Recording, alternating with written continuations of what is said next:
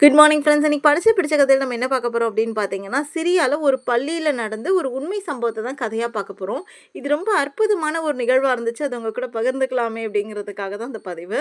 ஒரு ஆசிரியை பாட வேளையோட இறுதியில மாணவிகள ஊக்குவிக்கிறதுக்காக ஒரு சின்ன தேர்வ ஒண்ணு நடத்தினாரு.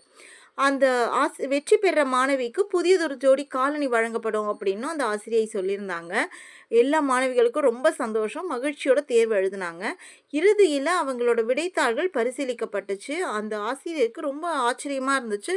எல்லாருமே சரியான விடை எழுதியிருந்தாங்க. இப்ப அந்த ஆசிரியைக்கு யாருக்கு அந்த பரிச வழங்குறது அப்படிங்கிறது கேள்விக்குறியா இருந்துச்சு. அதனால என்ன பண்ணாங்க, எல்லாருடைய பேரையும் ஒரு தனித்தனி சீட்ல எழுதி ஒரு பெட்டிக்குள்ள போட சொன்னாங்க.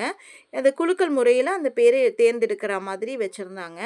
தேர்ந்தெடுக்கும்போது அதில வஃபா அப்படிங்கிற ஒரு மாணவியோட பெயர் காணப்பட்டுச்சு. அந்த மாணவிக்கும் பரிசு வழங்கப்பட்டுச்சு. அந்த மாணவி அந்த வகுப்பிலேயே ரொம்ப ஏழ்மையான மாணவி. பல காலமா தேய்ந்த காலணிகள தான் போட்டுக்கிட்டு வந்துட்டுருந்தா அந்த மாணவி. அந்த மாணவிக்கு அந்த காலணி கிடைச்சதுல ரொம்ப மகிழ்ச்சியா எல்லையில்லா மகிழ்ச்சி இருந்துச்சு. பின்னர் அந்த ஆசை மகிழ்ச்சியோட வீட்டுக்கு வந்துட்டாங்க. இந்த மாதிரி நடந்த நிகழ்வுகள் எல்லாத்தையும் அவங்க கணவர்கிட்ட கண்ணீரோட சொன்னாங்க.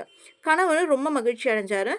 ஆனாலும் அந்த ஆசிரியைக்கு வழக்கத்துக்கு மாறா தொடர்ந்து கண்ணீர் வடிச்சுக்கிட்டே இருந்தாங்க. கணவர் "என்ன ஆச்சு?" அப்படின்னு கேட்ட உடனே அவங்க சொன்னாங்க, "அந்த பெட்டிய நான் திறந்து பார்த்தேன். அந்த தாள்கள பிரிச்சு பார்த்தா, எல்லா தாள்களிலும் வந்து அந்த ஒரே மாணவி பெயர் தான் இருந்துச்சு." அப்படின்னு ரொம்ப கண்ணீரோட பதிலளிச்சாங்க அந்த ஆசிரியை. தன்னை விட அதிகம் தேவையில் உள்ள பிறர் மீது அக்கறை கொண்டு அவங்கள முன்னிலைப்படுத்தும் பிள்ளைகளா நம்ம பிள்ளைங்கள வளர்க்குறதுங்கிறது நம்மளோட கடமை.